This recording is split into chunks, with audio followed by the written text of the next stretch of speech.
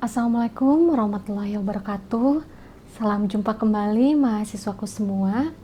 Masih dalam mata kuliah mikrobiologi ya. Dan ini adalah pertemuan terakhir kita dalam mata kuliah mikrobiologi, dan yang akan saya jelaskan adalah tentang penanganan mikroorganisme. Ya, ini sudah masuk pada materi yang dalam dibandingkan dengan materi yang sebelumnya. Nah, jadi materi pembelajaran pada pertemuan kali ini adalah yang pertama, mengetahui tujuan dan teknik penanganan dari mikroorganisme, kemudian jenis kerusakan produk obat dan makanan yang disebabkan oleh mikroorganisme. Ya, jadi ternyata memang mikroorganisme ini tidak hanya bisa merusak makanan, tapi bisa merusak obat juga ya. Ya, bisa merusak obat yang bentuknya padat, semi padat, ataupun cair. Nah, pertama yang akan dibahas di sini adalah mengenai definisi ya. Sebetulnya apa sih yang dimaksud dengan penanganan mikroorganisme? Jadi di sini dikatakan bahwa penanganan mikroorganisme merupakan semua kegiatan yang bertujuan untuk yang pertama adalah menghambat atau mengurangi jumlah atau aktivitas dari mikroorganisme. Dan yang kedua adalah membasmi atau mematikan mikroorganisme, terutama untuk yang terinfeksi mikroorganisme. Nah, yang harus digarisbawahi di sini adalah jadi penanganan mikroorganisme ini ada menghambat dan membunuh ya. Nanti ada istilahnya, ada bakteriostatik ataupun bakteriosidal untuk nama agennya ya, di mana bakteriostatik merupakan suatu agen antimikroba yang berguna untuk menghambat pertumbuhan mikroorganisme, sedangkan kalau bakteriosidal itu merupakan membunuh ya, membunuh mikroorganisme. Nah, kemudian jika kita mengingat pada materi sebelumnya, kita ada kurva pertumbuhan bakteri ya, masih ingat? Nah, pada fase log ataupun fase logaritma, di sana adalah fase yang tepat untuk membunuh ataupun menghambat pertumbuhan dari mikroorganisme. Jadi misalkan kalau ada kurvanya ya, ketika ditambahkan agen antimikroba, nah nanti kurva tersebut akan turun secara perlahan untuk beberapa agen yang memiliki aktivitas bakteriostatik. Sedangkan untuk agen yang memiliki aktivitas bakteriosidal, nanti kurvanya langsung menurun ke angka 0. Seperti itu ya. Nah, ini tujuan ya dilakukannya pengendalian mikroba ataupun mikroorganisme. Yang pertama adalah untuk mencegah penyebaran penyakit dan penyebaran infeksi ya. Kemudian yang kedua, membasmi mikroorganisme pada tanaman ataupun pada inang yang terinfeksi. Dan ketiga adalah untuk mencegah pembusukan dan perusakan oleh mikroorganisme. Nah, ini adalah beberapa proses yang bisa digunakan ya. Salah satunya telah kita pelajari ya pada mata kuliah sebelumnya, di mana pengendalian mikroorganisme ini adalah bisa dilakukan dengan cara sterilisasi, kemudian desinfeksi, sanitasi, antiseptik, pengawetan, dan ada kemoterapi. Nah, 6 ini ya, salah satunya itu ada sterilisasi. Kita telah menguasai ya tentang teknik sterilisasi. Jadi sterilisasi pun merupakan salah satu proses pengendalian mikroorganisme. Karena apa? Ketika kita di lab ya, pada materi sebelumnya, ketika kita di lab kemudian kita ingin mengidentifikasi misalkan bakteri yang terdapat dari daun, kita harus menggunakan prinsip dari sterilisasi. Nah, itu adalah penanganan mikroba agar mikroba dalam alat ataupun dari bahan-bahan yang kita gunakan itu memang tidak mengandung mikroba yang akan kita teliti, seperti itu ya. Nah, ini tidak akan saya jelaskan kembali karena sudah ada ya pada materi sebelumnya, di mana sterilisasi ini merupakan suatu kegiatan untuk mengeliminasi segala bentuk kehidupan yang meliputi sel vegetatif, spora, ataupun virus ya. Jika kita ingat, sterilisasi itu ada dua macam, ada secara fisika dan secara kimia ya. Jika Anda lupa, Anda bisa membaca materi sebelumnya ya tentang sterilisasi. Nah, kemudian setelah sterilisasi, kita mengenal dengan istilah desinfeksi. Pasti sudah sering mendengar ya istilah-istilah seperti ini. Nah, jadi desinfeksi di sini dikatakan kegiatan untuk mengeliminasi atau membunuh bentuk-bentuk vegetatif dari sebagian besar mikroorganisme yang berbahaya dan bersifat patogen, tetapi tidak ditujukan untuk semua mikroba. Nah, di mana agent untuk desinfeksi ini dikatakan sebagai desinfektan ya. Jadi desinfektan itu, nah kita lihat ya, ada tangan yang sedang memegang. Nah, itu namanya desinfektan. Prosesnya dinamakan sebagai desinfeksi. Nah, jadi desinfektan itu adalah senyawa kimia yang sebetulnya ia bersifat toksik ya, dan memiliki kemampuan untuk membunuh organisme yang terpapar secara langsung oleh desinfektan tersebut. Nah, contohnya di sini adalah targetnya itu virus. Nah, jadi desinfektan ini langsung membunuh virus ya. Nah, sebetulnya desinfektan sendiri ini tidak memiliki daya penetrasi sehingga tidak mampu membunuh mikroorganisme yang terdapat di dalam celah atau di dalam mineral ya. Jadi ia tidak bisa masuk ke dalam istilahnya untuk desinfektan. Nah, itu ya. Nah, kemudian setelah desinfeksi ada yang namanya istilah sanitasi ya.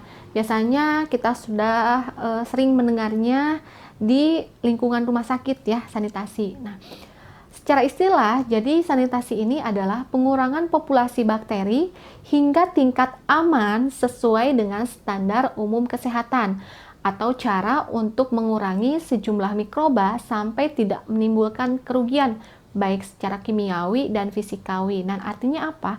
Sanitasi ini tidak membunuh sebagian ataupun semuanya ya, semua mikroba yang penting, ia ada di batas standarnya. Seperti itu. Nah, biasanya sanitasi ini sangat diperlukan dalam penyiapan proses di industri makanan atau alat-alat di rumah sakit. Ya, jadi meskipun ada tapi batasnya masih batas aman, itu tidak apa-apa ya.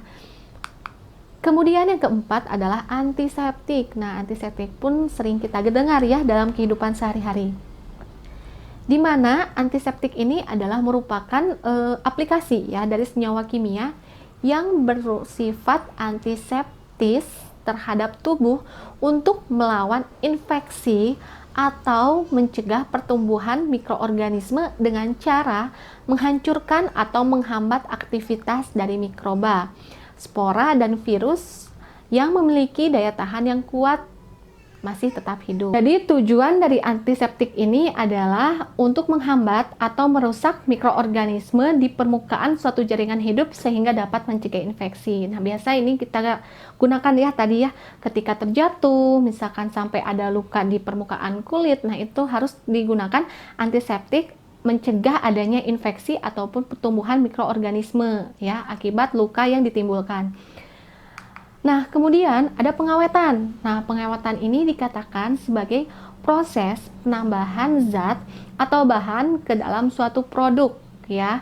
Tujuannya adalah untuk mencegah kerusakan suatu produk akibat mikroorganisme. Karena apa?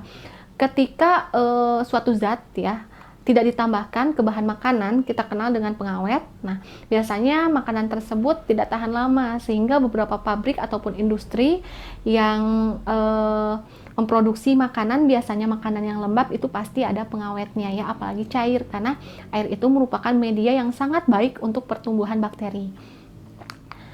Nah, kemudian ada kemoterapi ya. Kemoterapi ini adalah suatu perlakuan pada penyakit dengan menambahkan antibiotik sebagai penanganan antimikroba, dan biasanya memang antibiotik ini diberikan kepada seseorang yang memang sudah terinfeksi. Oleh karenanya sekarang ada peraturan ya, jangan memberi antibiotik dengan swamedikasi istilahnya, dengan pembelian sendiri.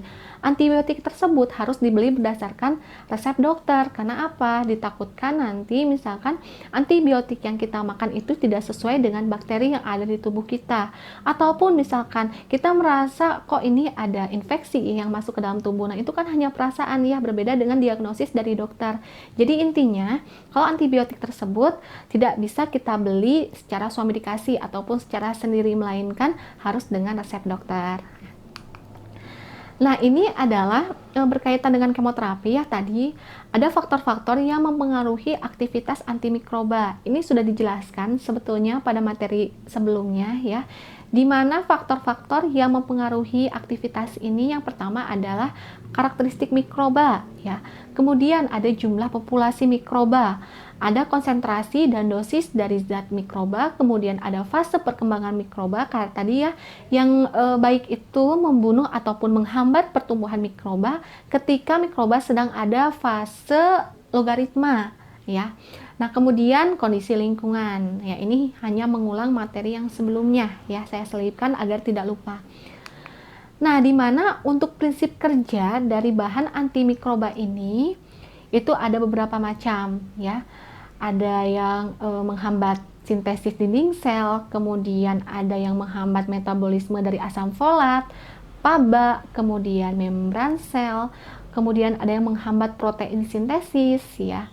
Kemudian ada yang di DNA, RNA polimerase ataupun DNA replikasi.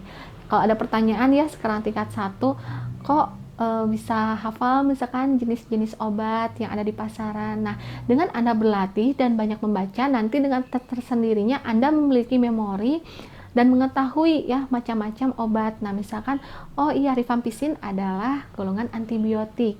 Nah, seperti itu ya. Jadi Anda diwajibkan untuk banyak membaca tentang obat-obatan, ataupun ketika Anda di rumah ya ada beberapa obat yang digunakan, nah Anda baca saja tentang indikasinya dan biasa Anda gunakannya untuk apa. Nah, itu adalah salah satu pembelajaran diri sendiri ya untuk mengetahui berbagai macam obat yang ada di dunia ya bahkan ya. Nah, kemudian ini adalah jenis kerusakan produk obat dan makanan oleh mikroorganisme. Nah, di mana keamanan obat ya ini sangat perlu diperhatikan. Kenapa? Ini yang menjadi landasan mengapa kita masyarakat diharuskan memilih ataupun mengkonsumsi makanan ya, baik itu bisa makanan, sebetulnya bisa kosmetik ya, yang sudah memiliki izin edar. Nah, karena itu berkaitan dengan keamanan produk ya. Misalkan kalau makanan kita lihat apakah sudah memiliki izin PIRT atau tidak. Tapi sayangnya untuk PIRT ini tidak bisa digunakan ya untuk bahan-bahan yang memang bentuknya liquid atau cair, sehingga untuk beberapa makanan yang bentuknya minuman biasanya izinnya adalah izin POM. Nah, di mana keamanan produk ya di sini dikatakan contohnya makanan, kemudian minuman, kosmetik, sediaan obat, bahkan obat tradisional merupakan suatu tuntutan sejak munculnya gangguan kesehatan akibat adanya cemaran mikroorganisme. Nah, tadi misalkan ada PIRT, kemudian ada BPOM. Nah, itu cemaran mikroorganismenya sudah dilakukan sehingga masyarakat tidak perlu khawatir ya, tapi tetap karena misalkan suatu industri ya mengeluarkan suatu produk yang sesuai dengan kriteria misalkan cemaran mikroorganisme, tapi ketika setelah dipasarkan ya bisa jadi misalkan ada kerusakan dari kemasannya atau suhu penyimpanannya tidak sesuai. Nah, itu pun bisa menyebabkan adanya cemaran mikroorganisme seperti itu. Nah, mengapa cemaran mikroorganisme ini sangat dituntut ya? Karena cemaran mikroorganisme ini nanti bisa menyebabkan racun, dan racun ini bisa menjadi penyakit bagi siapapun yang menggunakannya. Sehingga kalau di industri farmasi itu ada yang namanya pharmacovigilance. Nah, di mana pharmacovigilance ini adalah suatu penelitian ya, sebetulnya penelitian efek yang ditimbulkan ketika produk tersebut telah sampai di masyarakat seperti itu. Nah, itu adalah salah satu ukuran ya untuk meneliti apakah ada misalkan industri tersebut menjadi makanan ataupun obat yang dibuatnya misalkan telah berubah atau bagaimana sehingga ada cemaran mikroorganisme dan ditakutkan nanti akan menjadi racun. Nah, sehingga ada proses pemantauan ya dari industri sendiri. Nah, kemudian ini adalah ciri-ciri kerusakan produk makanan atau obat tradisional yang biasa kita temukan dan bisa dilihat secara fisik ya. Yang pertama adalah perubahan warna. Misalkan kita lihat di sini saya memberi contohnya roti ya. Roti itu kan biasanya warnanya di bagian sisi berwarna coklat dan di bagian tengahnya berwarna putih atau sampai broken white ya. Nah, adanya perubahan warna misalkan menjadi abu-abu itu merupakan salah satu ciri telah adanya mikroba ya, berarti makanan tersebut adalah telah tercemari seperti itu. Contohnya di minuman, misalkan kalau di minuman warnanya berubah, yang biasanya berwarnanya kuning pekat misalkan berubah menjadi berwarna coklat. Nah, seperti itu. Kemudian yang kedua, ada perubahan bentuk ya. Bisa pecah, kemudian terdapat kristal ataupun lembab. Nah, misalkan roti yang bentuknya kering, kita tahu kalau roti kering itu ia bentuknya sangat padat. Nah, misalkan jadinya kok jadi lembab rotinya, ada apa? Nah, kemungkinan di sana ada cemaran ya, ada cemaran mikroorganisme. Apakah itu salah dari industrinya? Nah, ketika industri sudah memproduksi sesuai dengan SOP-nya, bisa saja mikroorganisme tersebut datang ketika proses pengemasan, misalkan, dan pengemasannya itu rusak. Jadi, adanya aliran udara bisa membuat mikroorganisme masuk ke dalam makanan tersebut ya, istilahnya seperti itu. Kemudian ada perubahan rasa, ya kita lihat, oh secara fisik sih baik-baik saja ya. Nah, tapi secara rasa kok jadi asam gitu. Nah, itu adalah salah satu ciri adanya cemaran mikroba pula. Kemudian ada perubahan bau. Nah, biasanya ada perubahan bau ini diikuti dengan adanya perubahan rasa. Dan yang terakhir adanya penguraian. Misalkan harusnya kita minum ya, minum-minuman. Misalkan ya, saya contohnya itu ada yogurt. Yogurt itu kan tercampur ya. Nah, ketika kita misalkan tidak minum dalam waktu yang lama, kemudian disimpan tidak pada suhu dingin, adanya fase yang terbagi dua. Nah, itu pun salah satu ciri dari cemaran mikroorganisme, yaitu adanya penguraian dalam produk makanan. Nah, apakah dalam produk makanan saja? Nah, kerusakan mikroorganisme pun terjadi ya pada beberapa sediaan obat. Itu ada padatan, ada semi padat, kemudian ada cair. Nah, sebetulnya untuk padatan ini ia memiliki daya tahan lebih lama ya dibandingkan dengan yang semi padat ataupun yang cairan. Karena apa? Karena yang padatan ini dia tidak mengandung, biasanya tidak mengandung air ya, tidak lembab gitu, sehingga ia tahan terhadap mikroorganisme. Tapi tetap ketika ia terpapar, kemasannya rusak, biasanya ia pun bisa terpapar mikroorganisme ya. Kemudian yang kedua ada semi solid ya, ataupun semi padat. Di sini contohnya adalah salep. Nah, perubahan ataupun ciri kerusakan pada sediaan obat yang berbentuk semi solid ya, biasanya salep, krim, lotion. Nah, itu adalah beberapa contoh sediaan semi padat ya, yaitu terjadi perubahan warna menjadi lebih tua. Nah, tadi ya salah satu perubahan warna itu pun menjadi indikasi telah tercemar oleh mikroorganisme. Kemudian yang cair, contohnya di sini adalah AB itu antibiotik ya. Antibiotik tetrasiklin ini ada perubahan warna menjadi coklat kehitaman, di mana yang lainnya, contoh yang lainnya itu adalah obat tidak dapat tercampur dengan baik. Dalam kemasan tertulis obat tercampur dengan baik, tapi ketika kita kocok misalkan obat tersebut malah mengendap di bawah. Nah, itu adalah salah satu ciri telah tercemarnya sediaan obat tersebut dengan mikroorganisme. Nah, sebetulnya ya deskripsi rusak ya secara mikrobiologis itu ada beberapa poin ya di sini. Nah, kita lihat kalau kita kan deskripsi rusak itu, oh iya misalkan barang pecah itu adalah rusak. Nah, ini istilah mikrobiologi ini memiliki definisi tersendiri dalam istilah rusak yang diakibatkan oleh mikroorganisme. Nah, di mana yang pertama adalah dijumpai mikroorganisme yang patogen dalam konsentrasi yang rendah. Ya, bayangkan dalam konsentrasi rendah ditemukan mikroorganisme yang patogen. Nah, biasanya mikroorganisme patogen ini ia dapat menyebabkan suatu penyakit ya. Dan itu dikatakan sebagai rusak. Nah, kemudian yang kedua, MO itu singkatan ya, mikroorganisme. Mikroorganisme yang berpotensi menjadi patogen dalam konsentrasi tinggi ya, mungkin kalau rendah tidak apa-apa, tapi ketika ia tinggi ia akan berubah menjadi mikroorganisme yang patogen. Kemudian metabolit mikroorganisme toksis yang tidak hilang dengan kematian mikroorganisme kontaminannya. Dan yang terakhir adalah adanya kerusakan fisik ataupun kimia pada produk obat akibat pertumbuhan mikroorganisme yang ditandai oleh adanya perubahan bentuk, warna, rasa, ataupun bau. Nah, ini adalah deskripsi rusak secara mikrobiologis ya. Nah, ini adalah bahan-bahan yang peka ya terhadap serangan mikroorganisme. Nah, contohnya adalah polimer organik ya. Jadi, polimer organik ini biasa digunakan sebagai zat pengental atau pensuspensi di mana ia memiliki enzim yang di dalamnya tersebut menyebabkan depolimerisasi. Nah, contohnya adalah polimer organik ya. Contoh enzimnya di sini yaitu amilase, kemudian pektinase dan protease. Kemudian ada minyak dan lemak. Nah, minyak dan lemak ini di mana serangan mikroorganisme terjadi bila terdapat kandungan air. Kita tahu ya bahwa air merupakan media yang paling baik mikroorganisme untuk berkembang biak. Nah, jadi memang ketika kita ingin melakukan pengawetan sebisa mungkin hindarilah air ya. Jadi jangan sampai lembab karena itu merupakan media pertumbuhan bakteri. Nah, jadi bila terdapat kandungan air ya, di sini dikatakan walaupun satu tetes dan terjadi proses lipolitik seperti yang terjadi pada gliserol dan asam lemak yang mengalami oksidasi sehingga menyebabkan timbulnya bau. Nah, ini adalah faktor yang mempengaruhi kerusakan akibat mikroorganisme ya.